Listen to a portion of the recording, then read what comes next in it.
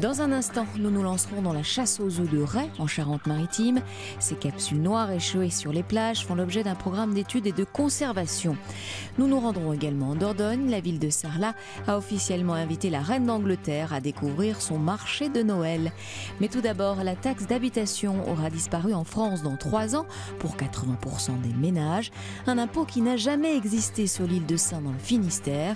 Une immunité fiscale qui remonte au XVIIIe siècle. À quelques kilomètres des côtes bretonnes, l'île de Sein est une sorte de petit paradis fiscal. Le privilège date de Louis XIV.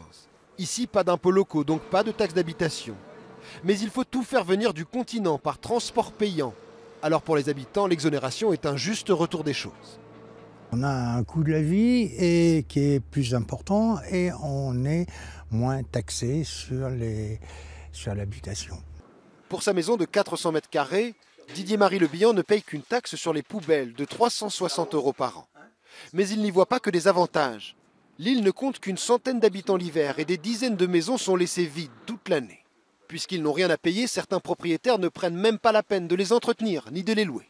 Il y a des maisons qui sont la plupart tous fermées ou à l'abandon parce que ça ne coûte rien aux propriétaires, il n'y a pas de charge. Voilà. Ni foncier, ni l'habitation. Ça, c'est un gros problème. Et donc on laisse les maisons on laisse parce qu'ils ne coûtent rien. Voilà, là, pas celle-ci. Hein. Derrière elle, il y en a une, par exemple. Hein, celle-là. Hein. Elle est à l'abandon depuis, et moi je ne l'ai jamais vue ouverte. Ça fait plus de 20 ans, 30 ans qu'elle est à l'abandon. Pas de taxe d'habitation, c'est moins de budget pour la commune. Alors pour chaque projet, comme la rénovation du centre nautique, il faut trouver de l'aide de la région ou du département. Le toit, par exemple, a été payé par le syndicat de l'énergie du Finistère, qui a installé des panneaux photovoltaïques. Sans cette aide, impossible d'investir. Maintenant, on a un budget de fonctionnement de l'ordre de 400 000 €. Même si on dégage des petites marges sur le fonctionnement, sans subvention, on ne peut pas investir.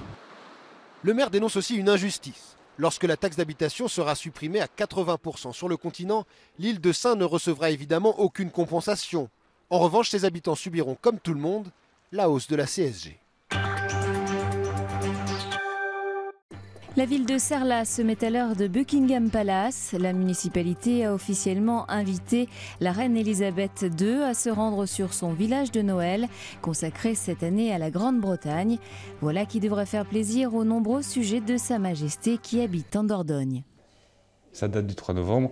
La ville de Sarlat, capitale du Périgord noir. Une simple missive pour inviter officiellement en terre sarladaise la Queen Elisabeth II d'Angleterre, à l'occasion de la soirée inaugurale du marché de Noël le 9 décembre prochain. Avec mes sentiments respectueux, sincèrement vôtres.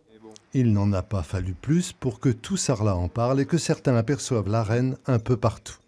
Du côté des employés communaux chargés de monter les 62 chalets de Noël. C'est pas très loin, hein. Surtout qu'il y a des vols directs maintenant jusqu'à Bergerac.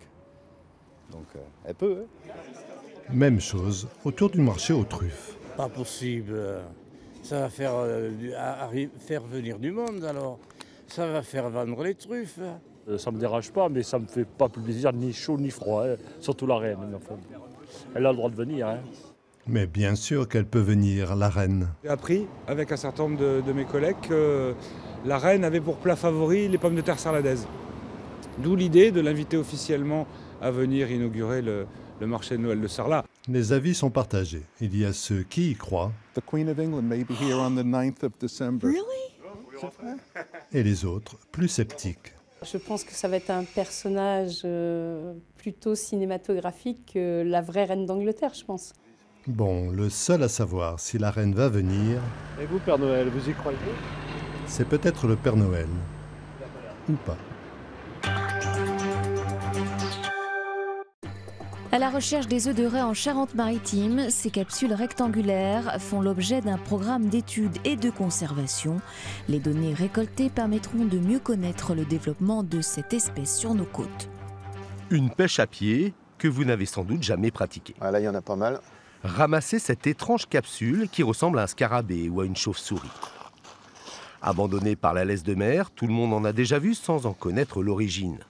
Appelées les gonfles empatoires, surnommées les bourses de sirène, ce ne sont en aucun cas des algues. Donc c'est là-dedans que les raies pondent leurs œufs. Donc c'est pondu au fond de la mer avec une espèce de colle, hein, une espèce de glu comme ça. Il y a un œuf à l'intérieur, et petit à petit il va se transformer en petit poisson qui va sortir par cette ouverture. Et puis la capsule finit par se décrocher et arriver sur la plage. Donc c'est là qu'on peut les récolter et les déterminer espèce par espèce, ce qui nous permet d'avoir des renseignements sur la vie des poissons. C'est étonnant et puis c'est rigolo même à fureter sur la plage pour aller en ramasser. Je trouve ça intéressant. Puis c'est intéressant de se dire que c'est des capsules d'œufs de raie, donc il y a des raies qu'on ne voit pas qui sont sous l'eau. Mais plusieurs espèces de raies sont en danger et donc protégées. On en compte 8 sur nos côtes, notamment les raies brunettes, fleuries ou roussettes. Un programme national de collecte de capsules a donc été lancé il y a 10 ans. 750 000 ont été recueillis, dont un tiers sur la seule île d'Oléron. Objectif, mieux comprendre la reproduction. Car là encore, la nature nous dévoile ses extraordinaires capacités. Voici l'embryon d'une raie brunette en captivité. La femelle donc, va émettre ces capsules qui sont des œufs. 5 à 6 mois plus tard, le petit embryon contenu à l'intérieur va donner naissance à une petite raie. Voilà, nous avons notre première petite raie née à l'aquarium qui a à peu près une semaine. L'enjeu est primordial pour la biodiversité sous-marine, récolter des données biologiques et les analyser pour tenter de découvrir les sites de reproduction de pontes et de nurseries.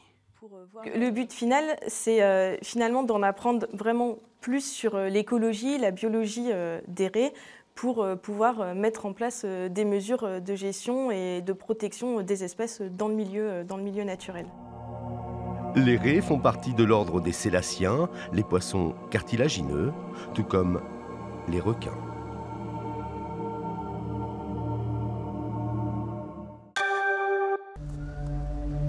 Elle avait quitté les lieux en 2009, le temps d'un important chantier de rénovation. Miss Fanny est de retour au Muséum d'Histoire Naturelle de Bordeaux, où elle accueille les visiteurs depuis plus de 100 ans. Une opération délicate réalisée par une équipe spécialisée dans le transport des pièces monumentales de musées. La tête passe, c'est très limite en fait par rapport à la hauteur du quai.